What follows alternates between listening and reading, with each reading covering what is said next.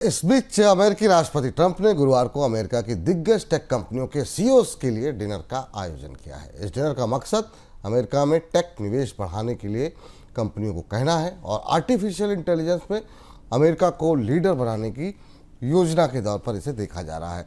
Dinner में Bill Gates, Tim Cook, Mark Zuckerberg और सुंदर पिचाई जैसे दिग्गज टेक लीडर्स ने भाग लिया।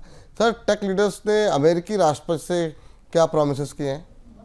डोनाल्ड ट्रंप ने सारे टेक लीडर्स को खाना खिलाया और उनसे पूछ पूछ कर एक कहलवा लिया कि वो कितना पैसा डालेंगे। वो बैठक का वीडियो भी सामने है।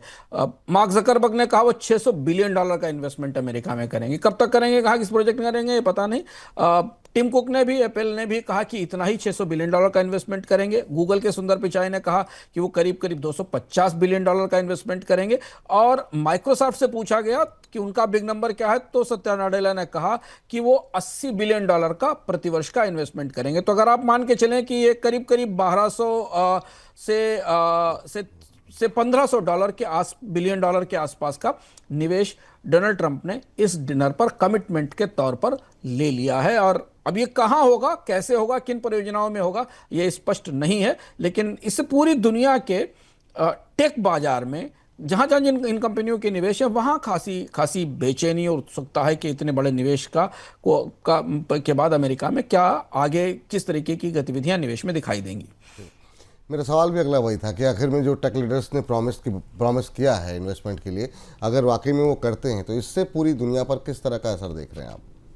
यही चुनौती है कि अगर डोनाल्ड ट्रंप ने ये इतने बड़े निवेश, $600 बिलियन का निवेश एप्पल से करा लिया, फेसबुक से करा लिया, तो फिर ये कंपनियां दुनिया के और किस बाजारों में निवेश कर पाएंगी। इनकी निवेश योजनाएं पूरी दुनिया में फैली हुई हैं।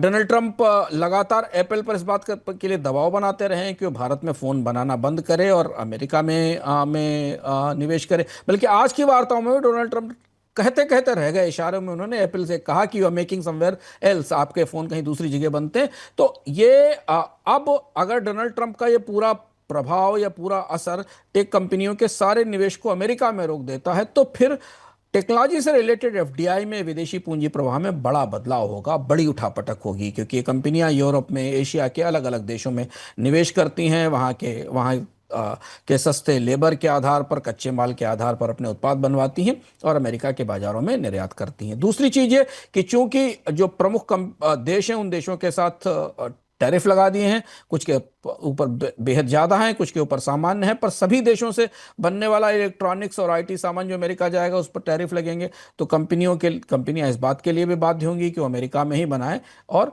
अमेरिका में ही बेचें।